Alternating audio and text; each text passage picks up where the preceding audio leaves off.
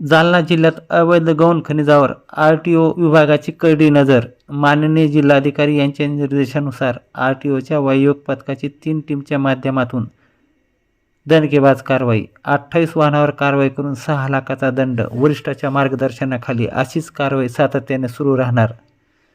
जालना दिनांक 11, 12 व 13 फेब्रुवारी 26पर्यंत जालना जिल्ह्यामध्ये अवैध गौण खनिज वाहतुकीविरुद्ध मोठी कारवाई करण्यात आली असून माननीय जिल्हाधिकारी आशिमा मित्तल यांच्या निर्देशानुसार आणि उपप्रादेशिक परिवहन अधिकारी चंद्रमोहन चिंतल यांच्या मार्गदर्शनाखाली आरटीओच्या वाहतूक पथकाने विशेष तपासणी मोहीम राबवली.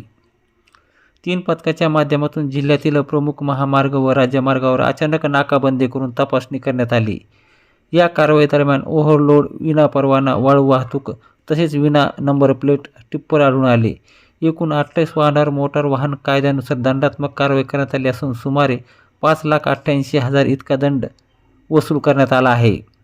तपासणी दरम्यान विनापरवाना वाळू वाहतूक करणारी 2 वाहने जप्त करण्यात आली असून ती एसटी वर्कशॉप जालना व संबंधित पोलीस ठाण्यात जमा करण्यात आली आहेत. संबंधित वाहनधारकाविरुद्ध नियमानुसार पुढील कारवाई सुरू आहे.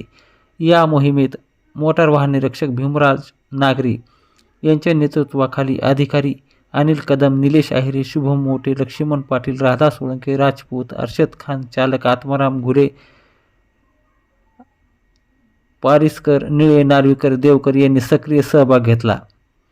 उपप्रादेशिक परिवहन अधिकारी यांनी स्पष्ट इशारा दिला आहे की अवैध गौण खनिज वाहतूक करणाऱ्याविरुद्ध महसूल, पोलीस आणि परिवहन विभागाची संयुक्त कारवाई यापुढेही अधिक तीव्रतेने व जोमाने सुरू राहणार आहे.